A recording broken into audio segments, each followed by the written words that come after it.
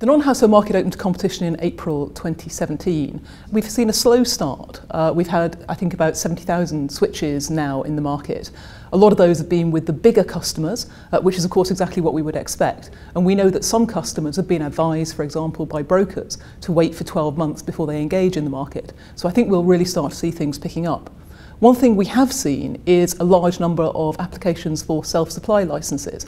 And I think that's really interesting because that shows you that some of the bigger water consumers are looking to cut out the middleman and get a better deal for themselves.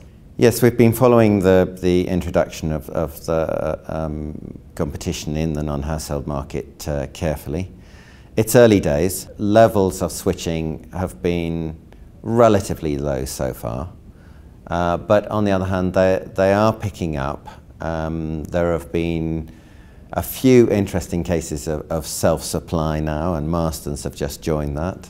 The complaints targets, or numbers of complaints received, have gone up actually very little in the first quarter, and that was a bit of a false dawn, but we've been disappointed by the level of complaints by comparison with the previous regime since July, and unfortunately that's continuing. So that's an area where we shall certainly be looking to see some improvement. I think it's interesting, and one of the major tasks placed on the Consumer Council by the government is to assess the impact particularly on small and medium-sized enterprises, because they are the best proxy for how it might play out if competition were extended to the domestic market.